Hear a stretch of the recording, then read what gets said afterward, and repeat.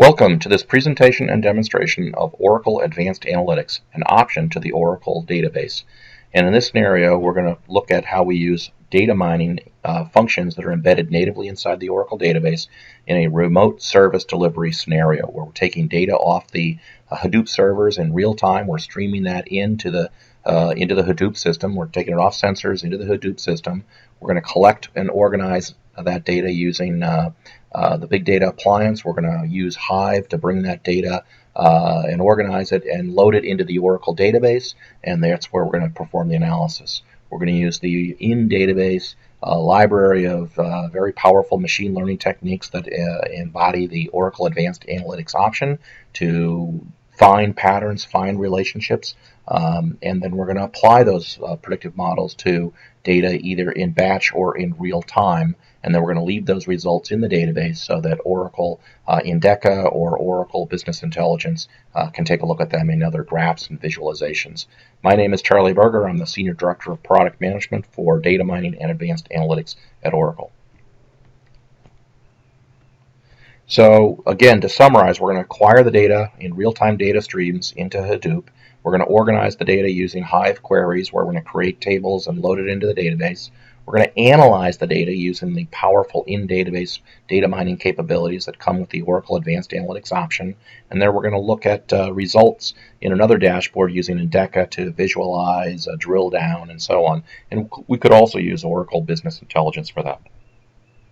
The Oracle Advanced Analytics option is very powerful, very easy to use. It's what we call the fastest way to deliver scalable enterprise-wide predictive analytics, where you can build, make better decisions with deeper insights using the predictive analytics for a variety of different customer problems, including churn, fraud, cross-sell, and so on. Here we're monitoring sensor data coming off a number of different devices. We're going to collect and gather that data, look for patterns and relationships to try and reduce the amount of errors that we're having. All of this is provided in a comprehensive architecture, comprehensive analytics solution on a very, very simple architecture. And you can access these functions using SQL. We've also integrated with open source R, so you can use the R language to access these as well, and then additional callouts to R. And you can also use the graphical Oracle Data Miner user interface, which is what I'm going to show in the process of this demo. And by putting this all together in one simpler architecture, that is the Oracle database, we provide the lowest total cost of ownership. There is no need for separate analytical servers. And so the scenario that we're going to do here is we're going to first take a look at the data that's been pulled into the Oracle database. We're going to explore some of that data using graphs and visualization techniques. We're going to do some preparations and transformations of that data. We're going to build a variety of different predictive models. Once we find a model that we like, it could be multiple models, we're going to apply those models to new data, and then we're going to be able to deploy those models by generating SQL scripts. So let's cut over to the demo. And for that, we're going to look at Oracle Data Miner. It's part of the SQL Developer user interface. And in that, what we've done is we've set up workflows. And here is a very simple workflow where I have my palettes or my nodes that I'm going to use for my analysis over here on the right-hand side. And I have my data over here. So I have some data that I've brought in. If we take a quick look at this data, it is data about the sensors, the sensor data that's coming off the different devices.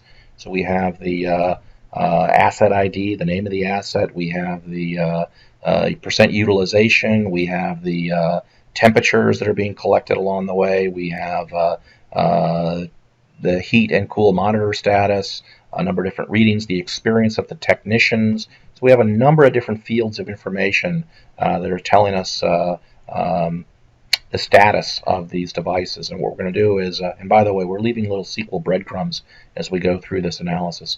So we're going to look at this data first.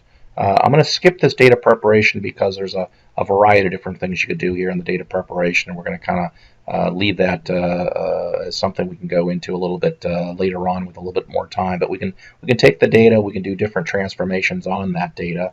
Say as right here, we've set up a transformation. There's a lot of different things you can do with the data transformations because it's all inside the Oracle database. It's very powerful, very easy, and behind the scenes, it's using the very powerful SQL to do all that. So we've also set up some analysis where we're trying to look at patterns, and here we have the different types of units that we have: large commercial units, medium commercial units. We have large campuses that are using our HVAC machines, and we have various different visualizations of that. We also have statistical summaries of what's going on in each of those different systems. So we have min, max, standard deviation, and so on. And again, behind the scenes, we're doing all that with SQL. So I'm going to go back here and look at this also by failure type, which is kind of more interesting. That's more apropos to what we're trying to do here. So we're trying to see where we have high volumes of failures, and here we have a lot more failures where the temperature is, the internal temperature is between 71 and 85. And if we go through here and look at the outside temperature and look at a number of different settings here, we sort of are struggling to try and find if there's any correlations, any patterns. And I think the idea here is that even though we have partially because we have a very low incidence of failures, it's a little bit hard to try and find, you know, what might be the culprit here. Is the building type? Is it the years of experience? Is it how much the equipment's being used? If it's a hot area that cools a lot or a cool area that heats a lot? It could be a variety of different kind of scenarios in play here.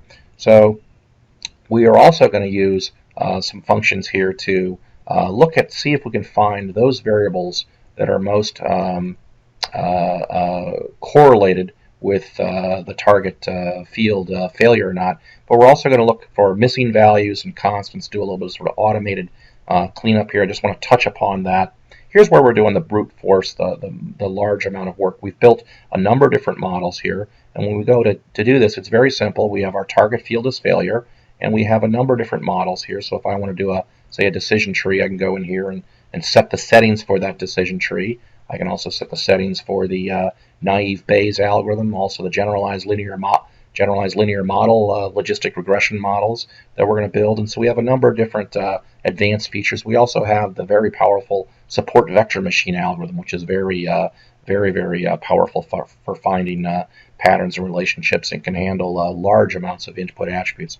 So we're going to build a number of different models.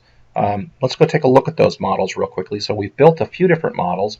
We're going to compare those models. They all look like they've done a pretty good job here. It looks like the GLM model and the decision tree model have both done quite well. If I look at the lift curve, which really shows us the incremental predictive power of having run these models, we can see that the GLM models, also the decision trees, all of them have done a pretty good job. And depending on how deep into my HVAC machines I want to dive, I can find very quickly most of those units that I predict are going to, yes, have a problem and have some sort of failure. So we also can look at the performance matrix, which is showing us for each of the different types of models, how well do they predict, yes, there's going to be a failure. So the naive Bayes model does a real nice job.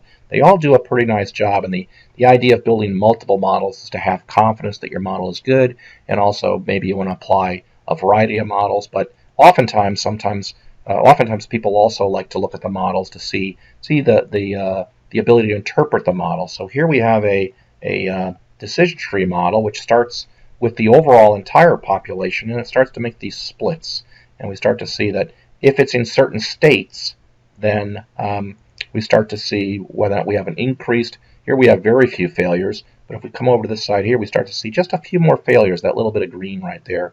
As we keep on kind of cascading down a little bit further and a little bit further, we can kind of finally come down to the very end over here, where we see, here's one right here that says, if the state is in California, Florida, Illinois, Massachusetts, New York, and Texas, and the internal temperature is somewhere between 68 and 93, and the technician doesn't have that much experience, and the outside temperature is, fairly coolish, not that cold per se, then I found a condition or a scenario where I have more failures, and in this case I have a 51% confidence. So on something that's happening less than 5% of the time, I found a pocket of conditions where I actually have quite an increased rate of failure. So what I'm going to do now is I'm going to take that model, I'm going to apply it to some new records here. So I'm going to set this up so that I'm going to make a prediction of which records are likely to be the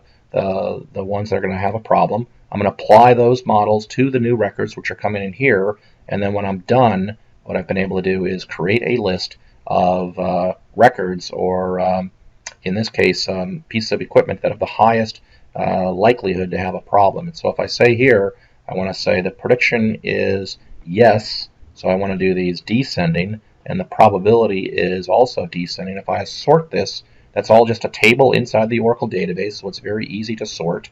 And so now I'm going to get a listing in priority order of those units that are most likely to experience some sort of failure. If I can use the past as a predictor of the future, then I can see which units are most likely to be problematic.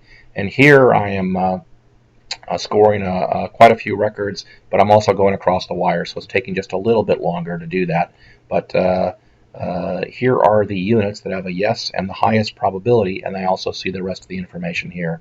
So I've been able to build a predictive model and deploy it. Now, one last trick I want to show here is if I want to deploy this, I can also generate the SQL script to a clipboard. So I'm going to do that. I'm going to come up here to an open window of a SQL developer here, and I'm going to paste that SQL script that we've generated, and I'm going to go here and just run that. And so what I'm doing now is I am scoring in real time all of those records on the likelihood that they're going to have a problem. I'm also showing some of the other status over here, but I've done all that in just a matter of a few seconds, and that's also going across the wire to do all that. But I've been able to predict which units are most likely to have a problem, and now I can focus my my energies on those units that are most likely to be at risk or at jeopardy. So that's it. That's a real quick demonstration of how to use Oracle data mining to solve a predictive problem with dealing with remote sensor data. And thank you very much for your time.